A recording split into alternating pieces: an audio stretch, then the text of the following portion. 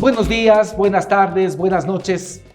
Depende la hora en la que ustedes nos puedan ver. Estamos en una nueva entrega de La Plena, este podcast, este programa que intentamos mantenerlo de manera permanente para poder discutir los temas de la coyuntura, los temas de la política, los temas de la historia y que tienen que ver en general con la sociedad, con lo que pasa en el Ecuador, con lo que pasa también en la región andina.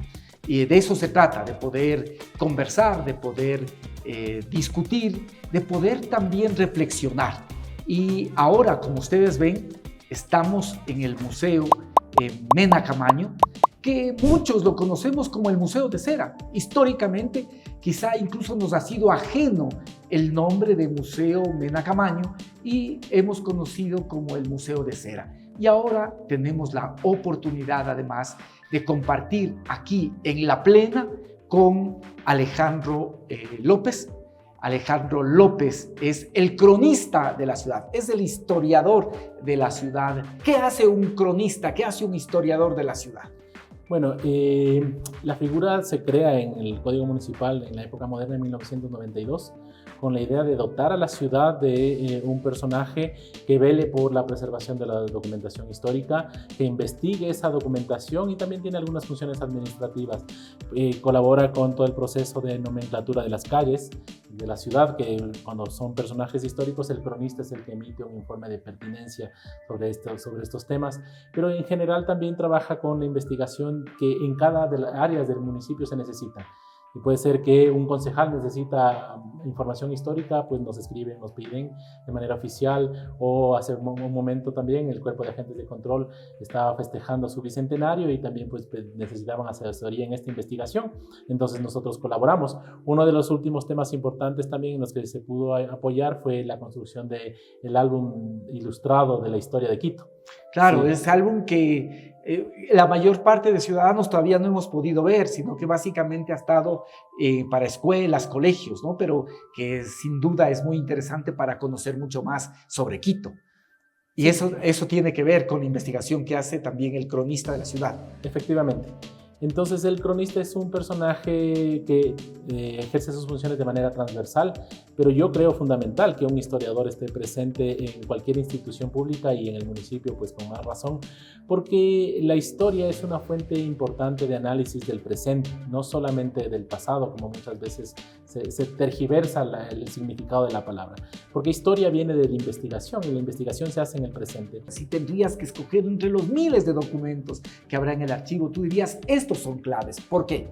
Bueno, las actas de fundación del Cabildo quiteño son sumamente importantes porque nos dan cuenta no solamente de las actas o del momento histórico donde Benalcázar y los otros personajes deciden fundar un cabildo a la usanza española, sino que también son documentos que nos permiten llegar a una historia mucho más profunda. Hace poco publicaron un artículo Carlos Espinosa y Mireya Salgado que a partir de esas actas reconstruyen el espacio rural quiteño. Cómo era la laguna de Ñaquito, cómo eran las vertientes de agua que bajaban. Era una laguna en Ñaquito, lo que es la Carolina. Exactamente, era una laguna. Y entonces son actas de fundación, pero cuando tú lees entre líneas con la metodología de la investigación histórica, pues puedes descubrir muchas otras cosas más. Entonces eso es un documento sumamente importante porque trasciende solamente la presencia de los castellanos, sino que nos permite acceder a ese momento donde no tenemos sino información geológica o arqueológica. Quito no es solamente un pequeño caserío de españoles que se fundó en 1534, ya existía este territorio, ya tenía una historia, ya tenía pobladores, ya tenía organización política. Y entonces, aquí, en lo que es Quito, ya había una organización política. Por supuesto. No necesariamente en lo que nosotros hoy conocemos como centro histórico, pero en lo que hoy es el Distrito Metropolitano de Quito había la presencia de diferentes personalidades políticas. Y también hay documentos curiosos. De pronto la gente no conoce, pero tenemos en algún momento el municipio creó una comisión censora de espectáculos públicos. Ah, una comisión censora de espectáculos públicos. Se censuraban las películas. Ah, alguien tenía que ver las películas y decía, esta película ¿Se puede exhibir o no? O ciertas partes de la película se pueden exhibir o no. Estamos hablando de a partir de 1944 hasta ya entrada la década del 70 existía una comisión censora de espectáculos públicos y entonces los administradores de los cines tenían que ir a esta comisión, presentar la película.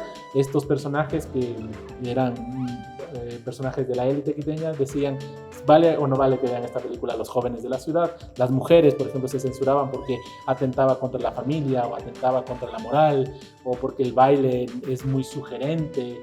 Y entonces este tipo de documentos son curiosos, pero también nos hablan de algo muy importante, de cómo el cabildo quiteño, el municipio en su momento quiso tutelar moralmente a la ciudadanía. Me parecen cuestiones dignas de ser conocidas también por la ciudadanía. Y no existe una sociedad democrática saludable si no tenemos documentación histórica preservada y que se pueda conservar la futura.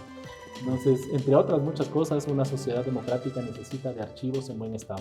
Qué interesante, qué punto de vista central. Una sociedad democrática necesita archivos de buen estado. Pero bueno, cuéntanos un poco de esta edificación, cuéntanos un poco qué es lo que hay aquí en el Museo Mena Camaño y cuál es la relevancia también de este museo ahora. Este es un espacio dedicado al conocimiento desde sus orígenes, un seminario jesuita para la formación de los sacerdotes jesuitas, un edificio dedicado a universidades. Estaba pegado a la Compañía de Jesús, era sí. parte de la Compañía de Jesús, sí. era parte del convento, digamos, de los jesuitas. Sí, y el Museo Mena Camaño nos permite acceder al proceso independentista. Sí, originalmente este museo se lo conoció como Museo de Cera porque sus principales figuras era una recreación del calabozo donde fueron asesinados los patriotas. Pero actualmente el museo te permite conocer de manera así tangencial, si se quiere, un proceso tan complejo como el proceso independentista. Está Eugenio Espejo con Primicias de la Cultura de Quito, pero también... A ver, pero antes de eso, porque también otra cosa que generalmente hemos escuchado es que Espejo era Manuel Chuzic, ¿sí? Y que después, para precisamente poder mantenerse un espacio en la sociedad, se modifica su nombre. Pero cuando uno revisa, encuentra que ya su padre era Espejo, que esto de Chuzic no es que se produce este cambio de Manuel Chuzic por Eugenio Espejo, ya su padre, entiendo que era Luis Espejo, ya se denominaba así. ¿De dónde sale eso? Esta historia de Chuzic, de Espejo, ¿cuál es la raíz de esto? ¿Por qué?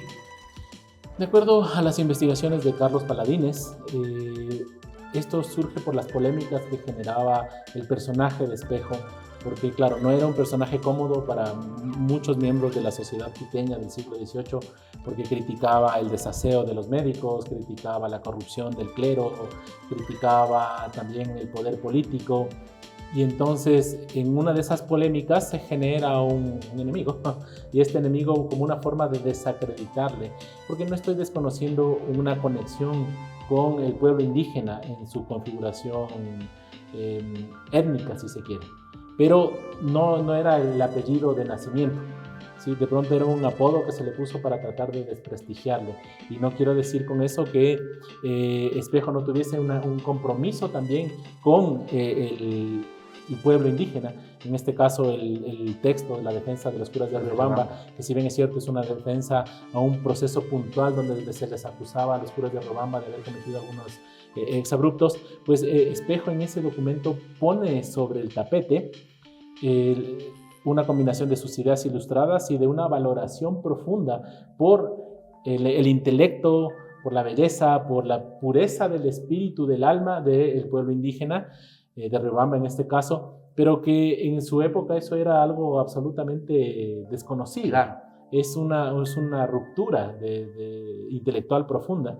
Entonces, seguramente por ese compromiso pensaban que podían atacarle o, si se quiere, minusvalorar sus aportes y sus ideas diciendo que era un indígena, pero él, por otro lado, consideraba que un indígena era capaz de cualquier proeza humana como cualquier otro ser humano. Entonces, en Espejo nosotros tendríamos no solo que es heredero del pensamiento ilustrado, sino que adicionalmente él desarrolla con un tinte americanista, con una lectura también desde aquí, desde el ser americano, también ese pensamiento ilustrado. Es uno de los primeros en pensar que hay pequeños, que no se conocían las bacterias como tal, pero que había pequeños elementos que estaban presentes en la suciedad y que por eso se necesitaba más asepsia para los tratamientos médicos.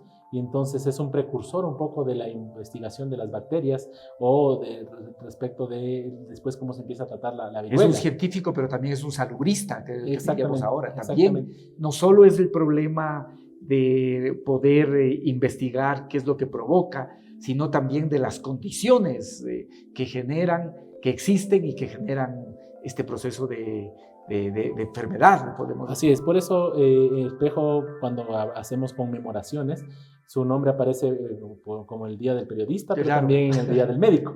Sí. Entonces era un personaje polifacético, un ilustrado, muy respetado en todo el continente por sus aportes, pero también no estaba alejado de la polémica. Era una persona que decía las cosas sin pelos en la lengua, realmente en eso coinciden muchos. Decía las plenas. Decía las plenas. Sí. Sí, así es. Y entonces eso también pues le generaba enemistades. ¿Cómo muere Espejo? ¿Cómo muere? Porque muere, bueno, yo te decía antes de este programa de La Plena, yo le decía, pero muere joven a los 48 años. Y sin embargo, Alejandro me explicaba que no, que para el momento, 48 años ya era, digamos, una persona que ya había vivido su vida. Entonces, primero, ¿cuáles son las condiciones en las que muere Espejo? ¿No? Muere como fruto también de un cautiverio. Sí, efectivamente, producto de estos exabruptos o de las enemistades que se fue granjeando a lo largo de su vida pública, pues estuvo encarcelado y esto fue minando su salud hasta el punto de llevarlo a la muerte, pero efectivamente la esperanza de vida en esos años era mucho menor.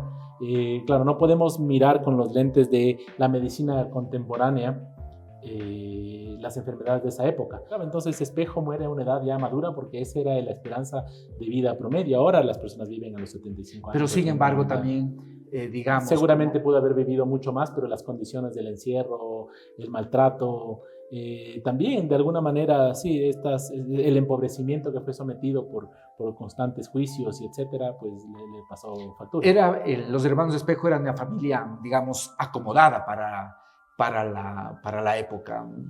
No todas las personas hubiesen podido adquirir la casa que era la casa familiar. Es cierto que todavía existe aquí en la avenida Maldonado. Es una casa pues relativamente grande y entonces haber accedido a estudiar medicina, tener conocimientos sobre diferentes temas. ¿Por qué le piden que escriba una defensa a los curas de rebaño? Tenían un conocimiento de leyes. Porque también efectivamente se estudiaba. Sobre la viruela. También escribe sobre... Exactamente, entonces... Hace una investigación científica sobre eso. Así es. Entonces, no cualquier persona pudo haber hecho este tipo de cosas. Su hermano también era un sacerdote y su hermana escribe también las primicias de la cultura de Quito con el seudónimo de Erofilia, ¿no es cierto? Sí. Que es el amor al conocimiento, a la sabiduría. Pero son estos personajes que después nos permiten entender cómo las ideas van germinando ya en momentos específicos. Juan Pablo Espejo se sabe que era muy amigo de Juan de Dios Morales, que es uno de los personajes importantes de la Junta de Gobierno de 1809. Entonces tú ves que hay un tema importante, como los hermanos Espejo son precisamente unos articuladores de alguna manera de lo que se va a vivir luego con la Junta. Sí, efectivamente, y también justamente el hermano, ¿no es cierto? Manuel Espejo, que fue testigo ocular de la victoria en las faldas del Pichincha.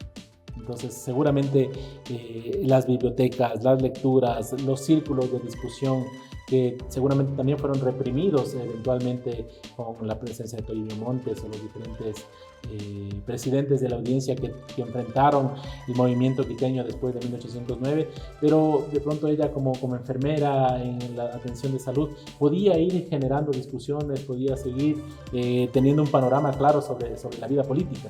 Entonces, muy difícilmente imaginarse una discusión profunda, ilustrada, política, donde incluso podríamos hasta llegar a especular que Manuela Sáenz conocía de Manuela Espejo, ¿no es cierto? Y que en algún momento incluso pueden haber cruzado alguna palabra y tener ese influjo, esa influencia, digamos, del pensamiento ilustrado, de la idea de la búsqueda de la independencia, porque también siempre podemos hablar de muchas cosas, pero estas mujeres ya eran hechas y derechas, no estaban a la sombra de ninguno de estos personajes, ni siquiera de sus hermanos.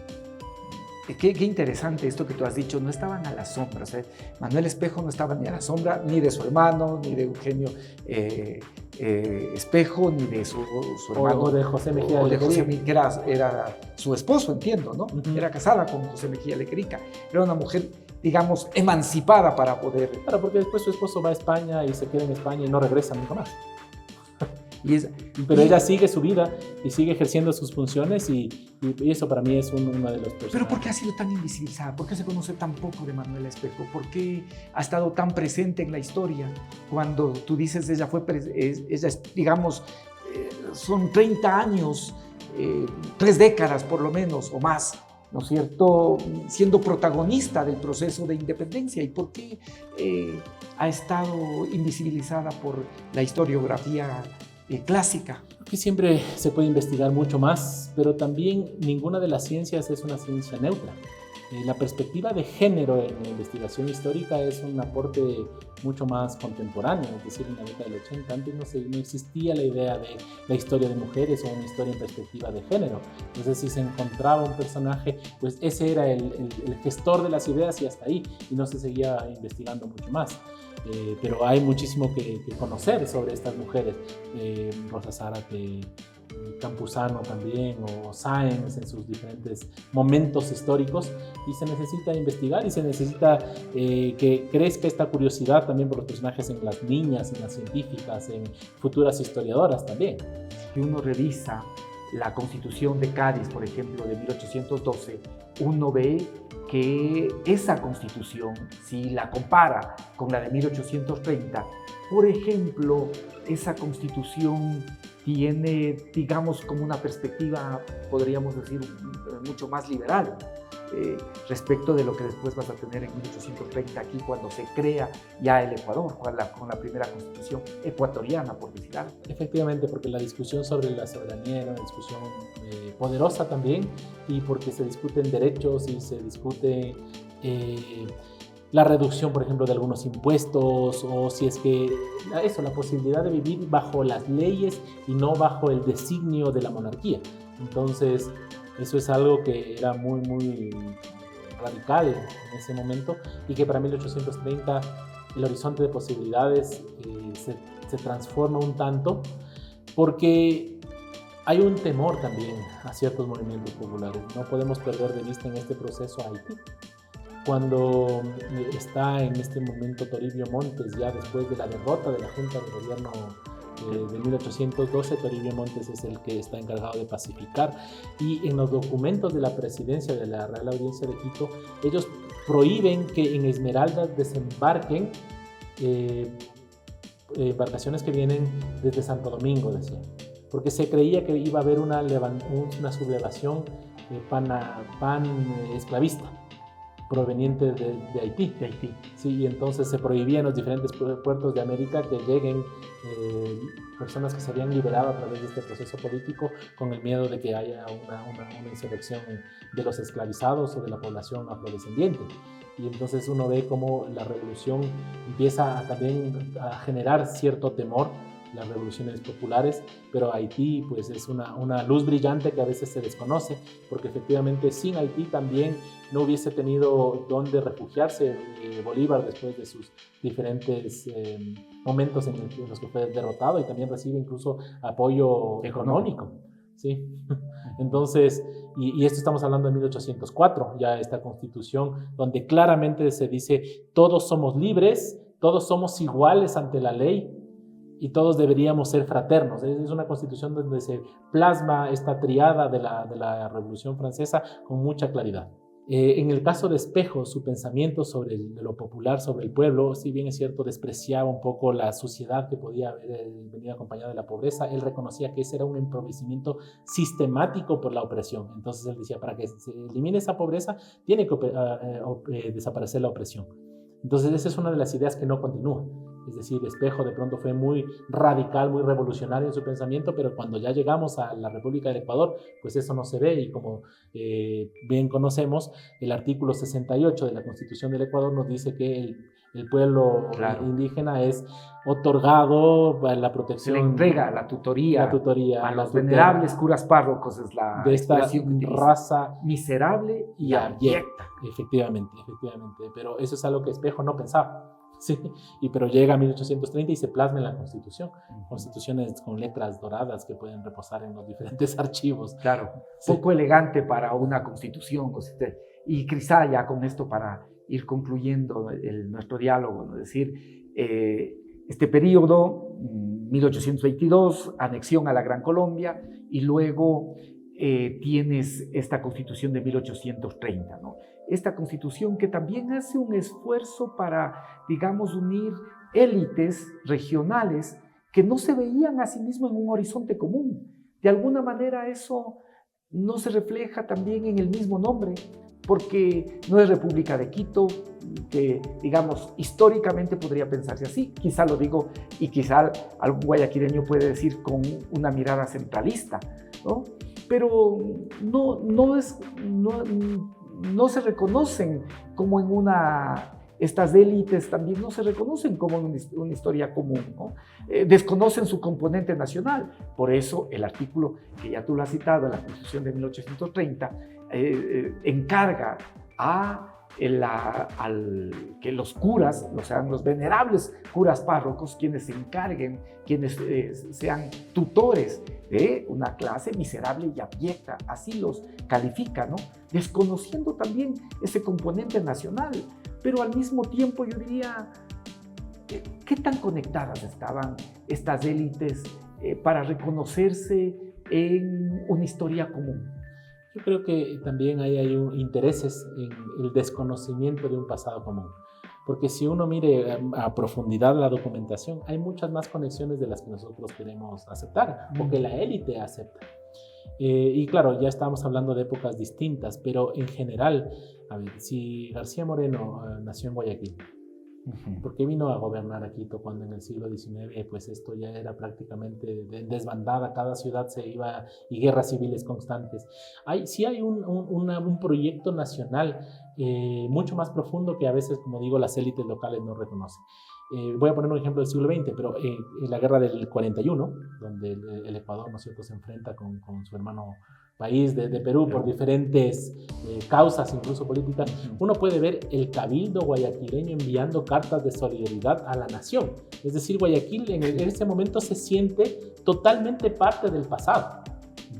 Porque si no fuera así, entonces, pues ya aprovechemos y de una vez ya vamos a Perú. Y no era así. No era así, entonces ese movimiento nacional sí se manifiesta en diferentes espacios, y entonces creo que más bien es la apuesta de la élite y de la élite que ha manejado el discurso histórico para tratar de levantar faros chauvinistas que no necesariamente responden a la realidad. Y quizá esa negativa se refleje en el nombre. Sí, encontrar... bueno, lo del nombre es complejo, pero ya se utilizaba Ecuador antes de la República del Ecuador. Ya se le conocía este territorio como la Tierra del Medio de alguna forma. Y sí es muy decidor. Efectivamente, los mapas nos hablan de una real audiencia de Quito, que era un territorio mucho más grande, entonces las ciudades estarían dentro de esta real audiencia de Quito, pero cuando hablamos de ese Quito, no es el Quito ciudad. Sí, era un territorio mucho más grande, y entonces leer ese Quito como Quito ciudad y que esa Quito ciudad le dé el nombre a todo el país, creo que también hubiese sido un error. ¿Sí? Y entonces, si bien es cierto, el nombre Ecuador no es un nombre tan profundo, porque es una palabra en francés, el Ecuador, pero nosotros podemos darle ahora ese significado de lo que significa el Ecuador, perdón, la redundancia acá, pero significa que estamos en el medio para qué. ¿Sí? Y esa conciencia de mitad que viene de antes de la llegada de los españoles, y ahí tenemos estos observatorios astronómicos que tenían las sociedades originarias en Catequilla, en Cochasquí, en diferentes lugares cerca de Quito. Hay una conciencia de que somos la mitad de algo y que estamos más cerca al sol por algo, y esa cercanía nos da frutas, nos da diversidad, nos da muchas cosas. Entonces creo que es un momento como para tratar de darle ese significado. Y bueno, el museo nos habla de ese proceso, no llegamos hasta la creación del Ecuador como tal, pero sí nos da algunas ideas, alude a este proceso político, nos recuerda algunos personajes y como todo, pues siempre debemos seguir investigando mucho más para convertir de un museo un espacio vivo de diálogo como lo estamos haciendo en este momento. Bueno, esta ha sido una importante conversación que hemos mantenido con el cronista de la ciudad de Quito. Y bueno, ahora queda en cada uno de ustedes, queda para que puedan ustedes también reflexionar sobre esto que ha planteado Alejandro, ¿sí? ¿Para qué estamos en el centro? ¿Por qué? ¿Para qué? ¿Qué sentido tiene esto? ¿Qué es lo que ahora debemos buscar como proyecto común de esto que llamamos Ecuador? Es necesario concluir un proyecto y ese proyecto, ¿cuál debe ser el sentido? Creo que eso es lo que ahora todos debemos preguntarnos y es fundamental para eso poder tener voces como la de Alejandro, es fundamental tener, como ya nos han dicho, archivos, es fundamental tener archivos de información para la democracia y también para que ustedes puedan seguir comentando y aportando sobre este proyecto que significa y que es Ecuador. Bueno, les leemos en sus comentarios qué les ha parecido, sus inquietudes. También pueden mandarnos otras inquietudes, preguntas. Nosotros las haremos llegar a Alejandro para poder tener respuestas. Así es que contamos con ustedes, con sus interacciones, con sus opiniones, con sus preguntas. Un gusto, Alejandro. Muchas gracias. Gracias a ti.